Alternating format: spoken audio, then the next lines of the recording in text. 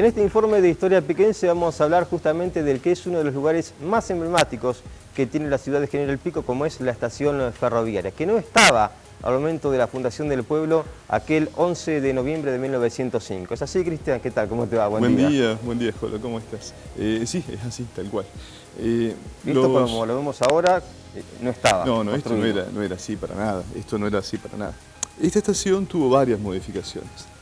Quizás la más importante, la más significativa, es la que justamente tenemos a nuestras espaldas.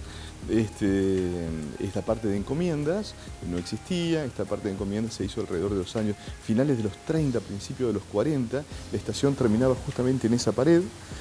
Ahí donde está ese macetero había el último banco, y esto era un chalet de madera que ocupaba hasta donde se ven y hace mucho tiempo están las carretillas que eran tan comunes para la parte de encomiendas. También otra modificación muy importante que tuvo, que fue en 1928, fue justamente el tanque de agua, porque si ustedes miran las fotografías más antiguas que hay de la estación de Pico, que están tomadas desde el pico este, digamos, van a ver que el tanque de agua es mucho más cerrado y es mucho más bajito. Bueno, todo eso se modificó en 1928.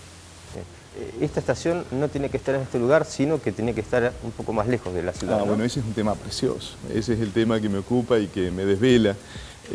La estación ferroviaria, el punto exacto, tenía que ser donde hoy está todavía, porque todavía están las maderas ahí, el apeadero ferroviario de Las Liebres. Hay que empezar haciendo un poquito de historia. Conocido hoy como El Descanso, digamos. Como El Descanso. Finalizada la campaña del desierto, 1879, se abrieron dos oficinas, una en París y otra en Londres, donde había que financiar justamente la compra de terrenos, ¿sí? Para todo lo que era la campaña. Entonces, una compañía muy grande, a cargo del señor Eduardo Casey, que se llamó la South American Land Company, gente que compraba latifundios sin, por supuesto, conocer el lugar, ¿no es cierto? Compró nada menos que 330.000 hectáreas, casi un país europeo chiquito, acá en el norte de La Pampa. Eso iba desde la ruta 102 que conocemos hoy, que fue una antigua rastrillada, que después podemos hablar de eso, la rastrillada de las víboras, hasta la zona de Ingeniero Luigi, o sea, fue una inmensidad de tierras. Para poder sacar el fruto del país, la leña, el cuero, la lana, que era lo que se trabajaba en aquella época, tenían la necesidad de un apeadero ferroviario. Trabajaron muchísimo para conseguirlo y no lo lograron hasta que en 1905 lo compran los hermanos Devoto. ¿Sí? Y bueno, la compañía cambia a ser y pasa a ser Estancias y Colonias Trenel. En ese entonces se hace el desvío hacia la Ruta 4, ferroviario y demás. Pero bueno, la estación de ferrocarril tenía que ser eso. A un punto que esta estación, por gestiones de Eduardo de Chaperruch y demás, empieza a ser construida ya allá por 1902.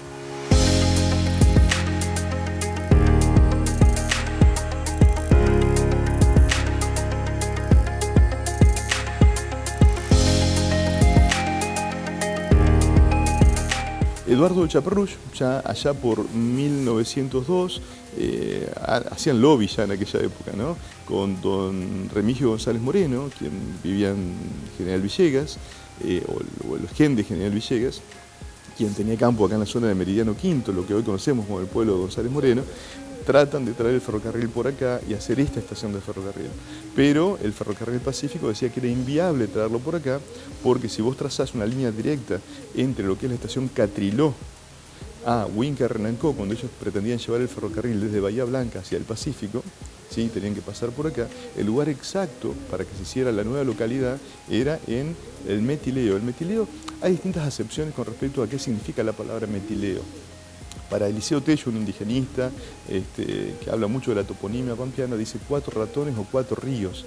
En realidad, 4 ratones sería la acepción más aceptada. 4 ríos en la zona de Metileo es difícil de creer. Sin embargo, yo estudiando y trabajando y demás, creo que la acepción que yo marca más de Cristian, ¿no? Es 4 caminos, cruce de 4 caminos. En ese cruce de 4 caminos debería nacer la localidad que uniera el trazado ferroviario. De hecho, hubo necesidad después de que el ferrocarril hacia la zona de Estancias y Colonias Trenel naciera justamente de Metileo. No se hizo en El Descanso por el problema de la piedra caliza, por el problema de las lagunas, lo inundable que era el sitio, pero el pueblo debió haber estado ahí. Dorila, General Pico y Metileo debieron haber sido un solo pueblo en el Metileo, en la confluencia de los 4 caminos. De hecho, ya había población ahí.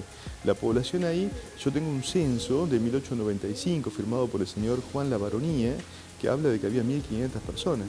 Esta estación, ¿cuándo comienza a recibir el grueso de pasajeros? Y bueno, ¿qué pasajeros venían? La estación esa cuando se funda el pueblo se funda en la otra esquina, en la de la 19 y la 18, ¿no? Donde tenemos la estación de servicio hoy. Cuando se funda el pueblo, esta estación no existía. Tal es así que Alan, el ingeniero inglés, que bueno, venía con el ferrocarril Pacífico, una semana después, el 18 de noviembre de 1905, se acerca a Juan Lorenzo Pozo, que era quien tenía el almacén La Fundadora, socio comercial de Chaperruch, porque Chaperruch vendía las tierras y vendía los materiales de construcción, estaba en todas. Era un gran visionario, ¿no? Le dice Alan a Pozo que justamente, mirá vos, qué increíble, ¿no? Que le fiara, ¿sí? Los alimentos necesarios para las cuadrillas que tenía trabajando al norte y al sur de este sitio, hacia la zona de Dorila y hacia la zona de Speluzzi.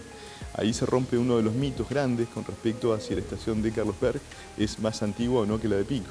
La de Carlsberg es posterior, febrero de 1907. Pero bueno, acá no había nada.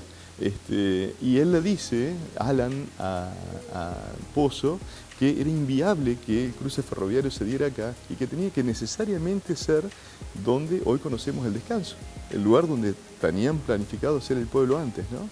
Y esto, como lo conocemos hoy, sigue en la parte de encomiendas, empieza, según los planos que conseguimos en Buenos Aires y demás, a construirse y finalizarse en diciembre de 1905 y se inaugura como estafeta postal para junio de 1906. Ya el tren, por supuesto, pasaba, pero paraba justamente todavía en la zona del Descanso. Cristian, como siempre, muchas gracias por compartir estas historias de Pico. No, por favor, el agradecido soy yo que ustedes me permiten esto, como se dice, desmontar el vicio.